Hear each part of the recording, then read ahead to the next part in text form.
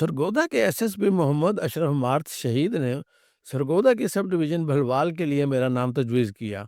तो आईजी साहब ने आमों के गढ़ मुजफ्फरगढ़ से मुझे किन्नुओं के घर भलवाल भेज दिया, यानी वहाँ का सब डिवीजनल पुलिस ऑफिसर लगा दिया।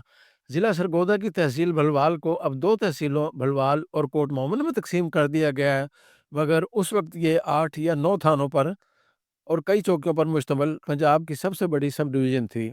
सरगोदा पहुंचकर मैं सीधा एसएसपी सरगोदा मोहम्मद अशरफ मार्त के दफ्तर पहुंचा।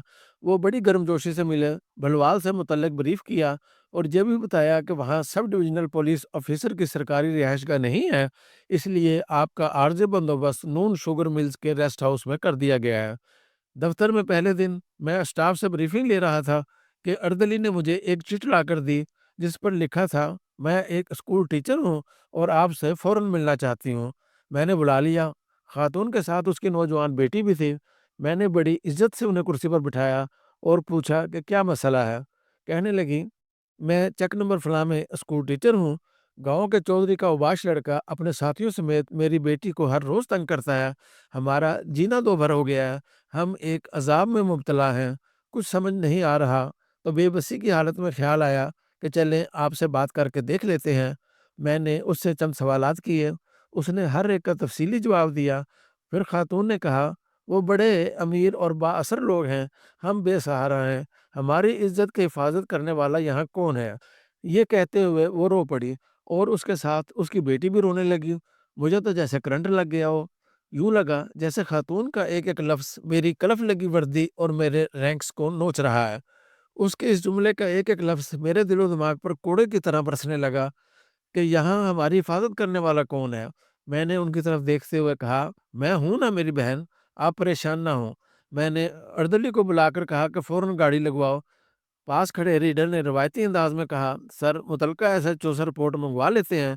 मैंने उसे घूरा और उसके मशवरे और मदाखलत पर नापसंदीदगी का इजहार करते हुए सरदनिश की।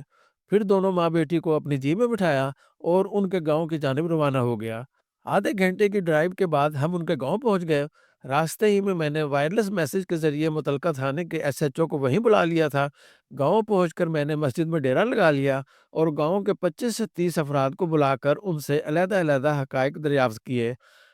अक्सर ने ये कहा, आप सबकी मौजूदगी में हमसे बयान लेते तो हम चौधरी के बेटे के खिलाफ कोई बात ना करते, मगर यहाँ खाना खुदा में हम बिल्कुल सच बोलेंगे। सब ने बताया कि लड़का लोफर है, गांव की कई लड़कियों की ज़िंदगी बर्बाद कर चुका है, मोहल्लमा की बेटी को भी तंग करता है। मोहल्लमा का खाविंद बीमार और माजूर है। ये बेचारे कमज़ोर और बेसहारा लोग हैं। लेडी टीचर की बातों की तस्दीक हो गई। इंक्वायरी इख्तिताम को पहुंची तो मेरे इशारे पर पुलिस के जवानों ने चौधरी के बदमाश बेटे को घसीटकर गाड़ी में डाला और थाने ले जाकर हवालात में बंद कर दिया। उसके किसी मुलाकाती को थाने में दाखिल होने की इजाज़त न दी गई। ज़िले सतह के कुछ मोअज़्ज़ज़ीन के फ़ोन आए और कुछ मोतबरीन ने मिलने की कोशिश की, मगर सबको मेरी तरफ से एक ही जवाब मिला कि अगर इस तहसील में हमारी बहनें और बेटियां महफूज नहीं हैं, तो किसी पुलिस अफसर को मुहाफिज की वर्दी पहनने का कोई हक नहीं। रात गए तक मुलजिम के दूसरे उबाश साथी भी पकड़ लिए गए और उन सब की सारी रात मुरम्मत होती रही। सुबह दफ्तर पहुंचा तो लड़के का वालिद अपने रिश्तेदारों और साथियों समेत मौजूद था।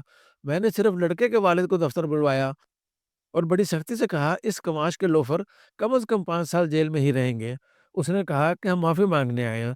मैंने कहा, अब फैसला अदालत में होगा और माफ़ी सिर्फ मोल्लमा और उसकी बेटी ही दे सकती है। मुलजिम जेल चले गए। इस दौरान चौधरी मोल्लमा के घर जाकर माफ़ी मांगता रहा। 6 महीने बाद जब मुद्दइया ने बार बार आकर इसरार किया कि मेरी दादरसी हो गई है, तब मुलजमान की खलासी हुई, मगर इसके बाद उस गांव में काफ़ी अरसे तक किसी बदमाश को किसी की बेटी को तंग करने या आवाज़ें कसने की जुर्रत ना हो सकी। एक रोज़ सुबह जबकि मैं अपनी रिहाइशगाह से दफ्तर जाने की तैयारी कर रहा था, अर्दली ने एक कार्ड मेरी तरफ बढ़ाया और कहा कि ये साहब मिलने पर इसरार कर रहे हैं और ये भी कह रहे हैं कि मुझे दफ्तर में नहीं, यहीं घर ही पर मिलना है। मैंने बुलवा लिया। मुलाकाती ने अपना तारुफ करवाते हुए बताया कि मेरा नाम डॉक्टर एजाज बर्थ है। मेरा गांव भेरा के पास है, जहां पराचा खानदान का राज है और मैं उनके जुल्म जबर के खिलाफ आवाज़ उठाता हूँ। आइंदा इलेक्शन में भी मैं उनके मुकाबले में खड़ा हूँगा, मगर पराचे मुझे इस बुनियादी हक से महरूम करना चाहते हैं। मैंने पूछा, वो कैसे? इस पर डॉक्टर एजाज ने कहा कि थाना भेरा का एसएचओ पराचों का ज़ाती बदमाश बना हुआ है। वो उनके कहने पर मेरे साथ ज्यादतियाँ करता है। مجھے کہیں آتا جاتا دیکھ لے تو سب کے سامنے گالیاں دیتا ہے اور میرے خلاف جھوٹے پرچے درج کرتا رہتا ہے۔ یہ کہہ کر ڈاکٹر اعجاز بھرت رو پڑے اور روتے ہوئے کہنے لگے، میں آپ کے پاس انصاف لینے آیا ہوں۔ میں نے انہیں تسلی اور حوصلہ دیتے ہوئے کہا، آپ فکر نہ کریں، آپ کو انصاف ملے گا۔ اس وقت پراچا صاحبان اقتدار میں تھے۔ احسان پراچا پنجاب کے وزیر خزانہ تھے، دوسرا بھائی بھی ایم پی اے تھا۔ میں نے انہیں یقین دلایا کہ ان کے ساتھ زیادتی نہیں ہوگی۔ میں نے دفتر پہنچتے ہی ایس ایچ او بھیرا کو طلب کر لیا۔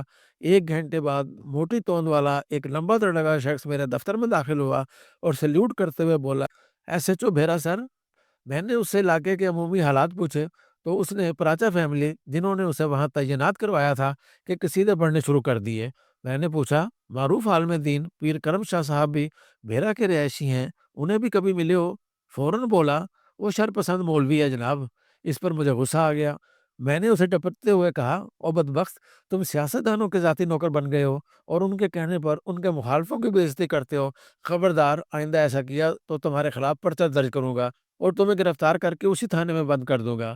ساتھ ہی اسے وارننگ دی کہ ڈاکٹر اعجاز بھرت کے خلاف کوئی پرچہ میری اجازت کے بغیر درج نہیں ہوگا، اور جو پرچے پہلے درج ہیں ان کی فائلز میرے دفتر میں جمع کرواؤ، ان کی تفتیش میں خود کروں گا۔ ظاہر ہے کہ ان کے وفادار ایس ایچ او نے میرے ساتھ اپنی ناخوشگوار میٹنگ کی رپورٹ پراچا صاحبان کو دے دی ہوگی، تو اس کے بعد اے ایس پی بلوال ان کے لیے ناپسندیدہ اور ناقابل قبول قرار پایا ہوگا۔ میرے دفتر میں شام تک سائلوں اور درخواست گزاروں کا تانتا بندہ رہتا تھا۔ ہفتے میں ایک روز میں کہیں نہ کہیں کھلی کچہری بھی منعقد کرتا، جس میں عوام کی تعداد سینکڑوں سے شروع ہو کر ہزاروں تک پہنچ گئی۔ وہ سرکاری افسر جو عوام کے اعتماد سے محروم ہوں، ان کی کچہریوں میں بندے پکڑ دھکڑ کر لانے پڑتے ہیں، مگر جہاں لوگوں کو انصاف اور ریلیف ملتا ہوا محسوس ہو، وہاں وہ خود بخود کھینچے چلے آتے ہیں۔ کھلی کچہریوں میں عوامی شکایات پر کئی پولیس اہلکاروں کی گوشمالی تو کئی تھانے داروں کے خلاف کارروائی ہوئی۔ اس سے عوام کا اے ایس پی آفس کے ساتھ ایک اعتماد کا رشتہ قائم ہو گیا۔ کہیں بھی کوئی قابل ذکر بات ہوتی تو مجھے متعلقہ تھانے سے پہلے شہریوں کی طرف سے اطلاع مل جاتی ہے۔ اس سے تھانہ سٹاف محتاط ہو گیا، ان کا عوام کے ساتھ رویہ بہتر ہوا اور کرپشن میں بھی کمی آئی۔ میری کھلی کچہریاں غیر روایتی ہوتی تھیں۔ ایس ایچ او کے منتخب کردہ ٹاؤٹ قسم کے مقررین کو بولنے کی اجازت نہیں ملتی تھی۔ سب سے پہلے میں اپنی پالیسی اور ترجیحات بتاتا اور پھر عوام سے جرائم کے خاتمے کے لیے ان کی آراء اور مشورے طلب کرتا، جبکہ آخر میں انفرادی شکایات سنتا۔ میں اپنی تقریر میں انصاف کے متعلق ان احکام الہی کا ذکر کرتا جس میں فرمایا گیا ہے کہ اے لوگو جو ایمان لائے ہو، انصاف کے علمبردار اور خدا کے واسطے گواہ بنو، چاہے تمہارے انصاف اور تمہاری گواہی کی ذات خود تمہاری اپنی ذات پر یا تمہارے والدین اور رشتہ داروں پر ہی کیوں نہ پڑتی ہو۔ میں حاضرین اور عوام کو انصاف کی اہمیت سے روشناس کرواتے ہوئے بتاتا کہ کائناتوں کے مالک نے انصاف کا کیا معیار مقرر کیا ہے۔ اللہ تعالیٰ کا فرمان ہے کہ ہر صورت میں انصاف کرو، چاہے فیصلہ والدین یا اپنی ذات کے خلاف ہی کیوں نہ کرنا پڑے۔ پھر اللہ تعالیٰ نے یہ بھی فرمایا ہے کہ انصاف کرو، کہ انصاف ہی تقویٰ کے قریب ہے، یعنی اللہ کا قرب اسے حاصل ہوگا جس میں تقویٰ ہوگا، اور انصاف تقویٰ کے قریب لے جاتا ہے، یعنی اللہ تعالیٰ کے قرب کے لیے انصاف کرنا ہوگا، اور انصاف کو یقینی بنانے کے لیے گواہی کی ضرورت ہوتی ہے، جس کے متعلق اللہ تعالیٰ کا واضح حکم ہے کہ شہادت مت چھپاؤ، جو شہادت چھپاتا ہے اس کا دل گناہ آلود ہے۔ اسی قرآنی آیت کی روشنی میں انہیں بتایا جاتا کہ سچی شہادت دینا یعنی تفتیش پر مامور سرکاری اہلکاروں تک اصل حقائق پہنچانا ہر شخص کا قانونی ہی نہیں دینی فریضہ بھی ہے۔ خالق و مالک نے حقائق متعلقہ حکام تک نہ پہنچانے اور انہیں چھپانے سے منع فرمایا ہے۔ دراصل ہمارے معاشرے میں مختلف وجوہ کی بنا پر لوگ گواہی یا شہادت دینے سے گریز کرتے ہیں، لہٰذا عوام کو گواہی پر آمادہ کرنے کے لیے احکام الہی سے زیادہ مؤثر کوئی بات ثابت نہیں ہو سکتی تھی۔ مختلف جگہوں پر اس بات پر بار بار زور دینے سے اچھے اثرات ظاہر ہونا شروع ہو گئے اور گواہی دینے کے معاملے میں لوگوں کی جھجک اور خوف دور ہونے لگا۔ ایک بار تھانہ مڈ راجہ میں کھلی کچہری کے بعد میں نے تھانے کا معائنہ شروع کر دیا۔ ایس ایچ او سے مقامی ایم پی کی ہسٹری شیٹ، وہ فائل جس میں جرائم پیشہ افراد سے متعلق ضروری معلومات درج کی جاتی ہیں، منگوائی اور اس کا مطالعہ شروع کر دیا۔ مختلف کالمز اور خانے تھے جن میں مختصر جواب لکھے گئے تھے۔ اس میں ایم پی اے کے لباس، تعلیم، دوستوں کی تفصیل درج تھی۔ ایک کالم میں درج تھا طرز کلام اور اس کے آگے لکھا تھا بد کلام۔ رجسٹر 25 میں موصوف کے والد محترم کو کسی ایس ایچ او نے کسی ایس ایچ او نے سلطان السارقین کنگ آف تھیوز کا خطاب دیا تھا۔ پرانے دور میں ایس ایچ او رجسٹر 25 میں بڑی مفید معلومات درج کیا کرتے تھے، مگر اب نہیں لکھتے، کیونکہ اول تو زیادہ تر نالائق ہیں، دوم بااثر لوگوں سے ڈرتے ہیں۔ میں نے بیرا کے انتہائی نااہل ایس ایچ او کو وہاں سے ہٹانے کے لیے ایس ایس بی سرگودا سے کہہ دیا۔ ایس ایچ اوز کی پوسٹنگ اور ٹرانسفر ضلعی سربراہی کرتا ہے، مگر غالباً پراچا فیملی سے تعلقات کی وجہ سے انہوں نے اسے فوری طور پر تبدیل نہ کیا۔ مگر میری ڈانٹ ڈپٹ اور ناپسندیدگی ایس ایچ او نے فوری طور پر پراچا صاحبان تک پہنچا دیے۔ جب میری طرف سے ان کے سیاسی مخالف ڈاکٹر اعجاز بھرت اور پیر کرم شاہ صاحب کے بیٹوں کو ریلیف یا انصاف ملنے لگا تو انہوں نے روایتی سیاستدانوں کی طرح میرے نام پر سرخ دائرہ لگا دیا اور مجھے تبدیل کروانے کی منصوبہ بندی شروع کر دی۔ میرا جی سی کا کلاس فیلو اور دوست نذیر سعید چیف منسٹر پنجاب میاں نواز شریف کا بڑا قابل اعتماد ڈپٹی سیکرٹری اور اسٹاف افسر تھا۔ ایک روز اس کا فون آیا کہ بلوال کے منسٹر احسان پراچا کو آپ سے کیا مسئلہ ہے؟ میں نے کہا وہی جو زیادہ تر سیاستدانوں کو بعض ضمیر پولیس افسروں سے ہوتا ہے۔ کہنے لگا پراچا نے چیف منسٹر سے کہہ کر آپ کے تبادلے کے احکامات جاری کروا دیے تھے۔ جب وہ فائل میرے پاس آئی تو میں نے خود سی ایم صاحب کو بریف کیا کہ ذوالفقار چیمہ بڑا اچھا افسر ہے، میں اس سے بات کر لوں، آپ ابھی 1-2 روز کے لیے یہ احکامات ود ہولڈ کر لیں۔ محرم میں امن و امان قائم رکھنے کے لیے ہر وزیر کو یہ ذمہ داری سونپی گئی کہ وہ اپنے اپنے علاقے میں جا کر متعلقین کے ساتھ میٹنگز کریں۔ 17 اگست کو اسی طرح کی میٹنگ پہلے بلوال اور اس کے بعد بھیرا میں ہوئی، جہاں صوبائی وزیر احسان پراچا صاحب تشریف لائے، مگر نہ انہوں نے ایسا کوئی تاثر دیا اور نہ ہی میں نے انہیں جتایا۔ بھیرا سے میں میٹنگ اٹینڈ کر کے واپس بھلوال آ رہا تھا کہ مجھے وائرلیس پر کہا گیا کہ میں فوری طور پر آئی جی صاحب سے بات کروں۔ اس وقت موبائل تو ہوتے نہیں تھے، چنانچہ بلوال پہنچ کر میں سیدھا اپنے دفتر گیا۔ وہاں سے آئی جی پنجاب کو فون ملا تو نثار چیمہ صاحب نے اپنے مخصوص کول اینڈ کمپوزڈ انداز میں کہا ذوالفقار پریزیڈنٹ والی خبر تے سن لی ہوے گی، تم نے پریزیڈنٹ والی خبر تو سن لی ہوگی۔ میں نے کہا سر افواہیں چل رہی ہیں، کوئی ٹھوس خبر تو نہیں مل سکی۔